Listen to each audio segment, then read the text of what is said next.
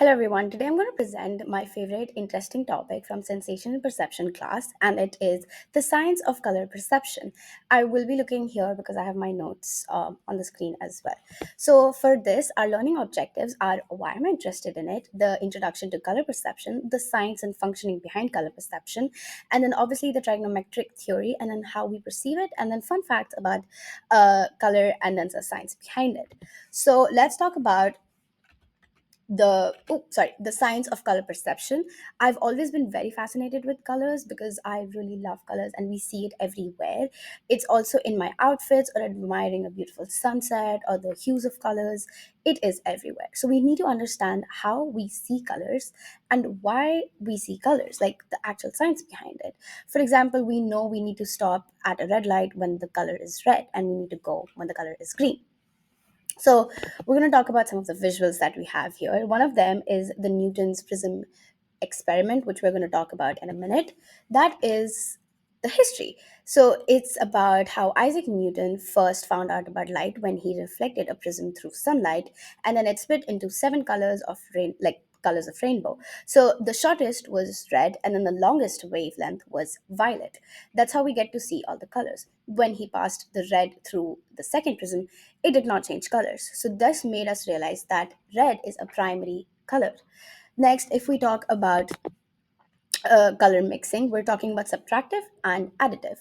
So, when you mix blue paint, which reflects short and some medium wavelengths, with yellow paint, which observes for shorter distance, and blue observes for longer wavelength, it's you get green. But when you're additive colors, when you're adding it, it is when blue light is short wavelength, and then yellow light is medium and long wavelength, and you put them both on white surface. It's called color reflection, and it is really fascinating because it gets into the second thing, which is color dimensions. So here we have hue, saturation, and value. We're going to talk about hue, which is the type of color which we see, which is red, blue, and green. That is in our eyes, we get to see them through cones. And then saturation is intensity and purity of the colors, which is high saturation, vivid in colors, and in low saturations, which is muted or washed out colors, as you can see in the examples of the color wheel. And then value is lightness of the color, how light or dark the color is. So if there are higher value, it is lighter, and then lower value, which is darker. Then we talk about the biggest thing, that is the trigonometric theory and how we see colors. We see colors through three wavelengths that match any visible colors. Each wavelength has different cones. There is small, medium, and long. The short wavelengths, which is blue, and then medium cones, which is green. Then you have the larger wavelengths, which is red. And then the pattern of activity across all three cones creates our perception of color. So in our through our eyes, we are only able to see these three colors, which is blue, green, and red.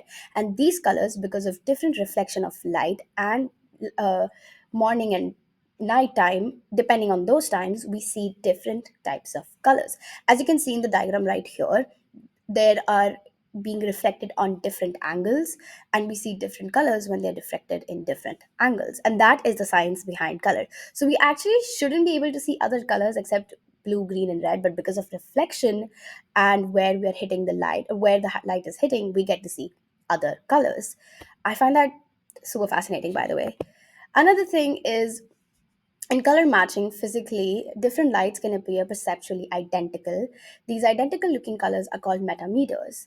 And in short wavelengths, which is blue, and then medium wavelengths, which is green, and then long wavelengths, which is red, metameters trigger some of the cone response patterns. Now, a biggest thing that I want to talk about is color vision with one pigment, which is called monochromatic. So, this is a rare inherited thing that only 10 in 1 million people get to inherit. No functioning cones, and their only rods are active. So that means they get to only see one color, and its intensity keeps increasing or decreasing. And then this brings us to the second topic, which is the principle of univariance. A single pigment receptor can't distinguish between colors, it only tracks how much light is observed, not the wavelength, which is right, which is 480 nm, which is blue, and then 600 nm, which is red, can look identical if intensity is adjusted. So this means that when you're seeing an outfit which is monochromatic, they're only wearing shades of that color, and you're only able to see the intensity of the color. So even if you're wearing two different colors, you're only able to see, if you have this condition, you're only able to see the same color in different shades. Then, talking about color vision with one pigment, as you can see the examples over here, you might be able to read some of the numbers, you might not be able to read some of the numbers. And then, why we don't see any colors? It's because color requires comparison between at least one color and two different cone types. With only one receptor, the brain has no basis for the color distinctions. So, there's nothing to base off of the colors, and that's why we're not able to distinguish if it's one color or a different color, because there's no cones. They're different. There are no different cones. Wavelengths are colorless. So, wavelengths, we associate wavelengths with colors. And then, dark adaptation shows that clearly at dusk, as cones stop functioning, color fades away. That's why in nighttime, we're not able to see colors in a vivid form. Then we have the conclusion that color isn't in the world, it's in the brain. Light waves are colorless, our cones translate them into meaningful visual experiences. And then color vision isn't about seeing, it's about interpreting reality. And all of these, each person may live in a different color world because of trichometrics, and then dichometrics, and then tetramates. And I apologize for mispronouncing them.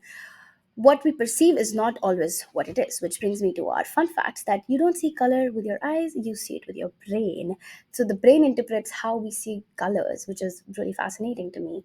Some of the others you can read on the screen as well, and it also talks about how bees can see colors, we can't because they have ultraviolet light, and humans are not able to see ultraviolet light. So one of my favorite effects to talk about is the dress effect. If I would have shown you these two different dresses in two different slides, you we won't be able to compare or have two different perceptions, that is it actually gold or white, or is it black and blue. So I think this really sums up what color means to me and why it's important that I wanted to learn more about it through the textbook. And so yeah, thank you guys. Bye bye.